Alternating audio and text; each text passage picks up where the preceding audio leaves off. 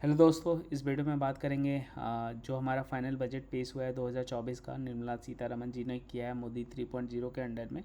तो इस बजट में डायरेक्ट टैक्स प्रपोजल्स में क्या क्या चेंजेस हुए हैं।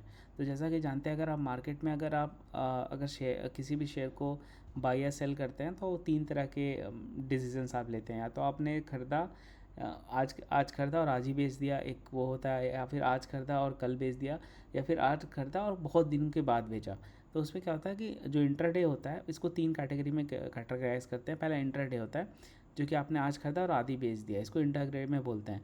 दूसरा होता है कि आपने आज खरीदा और एक साल के अंदर बेच दिया, आज के आज नहीं बेचा, एक साल के अंदर बेच दिया।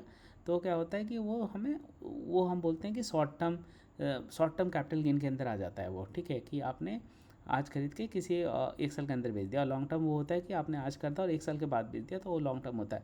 तो पहले क्या होता था, मतलब इस फाइनेंशियल ईयर में कि शॉर्ट टर्म जो कैपिटल गेन होता था, आपको उस पर 15% गवर्नमेंट टैक्स करती थी और लॉन्ग टर्म में आपको 10% करती थी। बट इस ईयर जो निर्मला सीतारमन जी ने बजट पेश किया, इसमें इन्होंने क्या किया है, इस शॉर्ट टर्म कैपिटल गेन को 20% कर दिया, लॉन्ग टर्म को 12.5% कर दिया है। मतलब शॉर्ट टर्म में 5%, मतलब 5% और मतलब 15 से 20% कर दिया, और लॉन्ग टर्म में 10 से 12.5% कर दिया।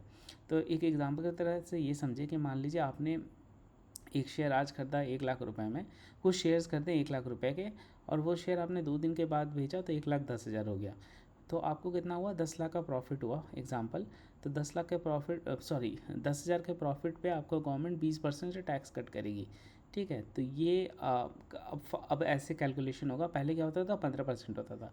और अगर सेम अगर हम लॉन्ग टर्म में ले, आपने एक शेयर खरीदा 1 लाख रुपए में और एक साल के बाद बेचा 1,10,000 रुपये में, तो 10,000 का प्रॉफिट हुआ। तो पहले गवर्नमेंट आपको 10,000 पे 10% लेती थी, बट अब आपको 10,000 पे 12.5% लेगी।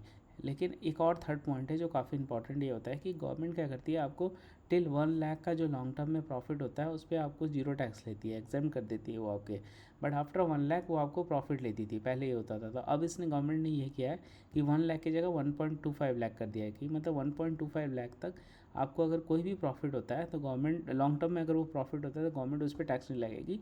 लेकिन बियॉन्ड दैट अगर उससे भी ज़्यादा प्रॉफिट होता है तो उस वाले मतलब टोटल में से 1.25 लाख सब्ट्रैक्ट करके बाकी जितनी रिमेनिंग अमाउंट है उस पर 12.5% आपको टैक्स लेगी। तो ये प्रपोजल गवर्नमेंट ने किया है इस वाले बजट में, जो फाइनल बजट 2024 का था, इसमें ये चेंजेस कर दिए हैं। ठीक है, और एक और चीज़ है, न्यू टैक्स रिजिम में भी कुछ गवर्नमेंट ने चेंज किया है, तो उसके बारे में बात कर लेते हैं। तो न्यू टैक्स रिजिम में आपका क्या हुआ है कि 0 से 3 लाख तक आपको नील था, पहले भी नील था। अब यहाँ पर क्या हुआ, 3 से 7 में 5% कर दिया गवर्नमेंट ने, और 7 से 10 लाख के बीच में आप कमाते हो, इस रेंज में आपको 10% का टैक्स देना पड़ेगा। और 10 से 12 में 15, और 12 से 15 में आपको 20%, और अबव 30 लैक्स 15 लाख सॉरी, आपको 30% देना पड़ेगा। तो ये है न्यू टैक्स रिजिम के जो स्लैब है उसमें चेंजेस हैं।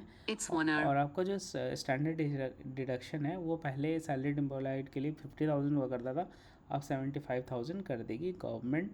और deduction of family pension for pension increase from, मतलब 15,000 से ये आपको 25,000 तक का इसमें रिलैक्सेशन मिल जाएगा। तो ये था बेसिकली ये टैक्स प्रपोजल्स के बारे में, इस बार के बजट में क्या क्या चेंजेस हुए हैं। Thank you.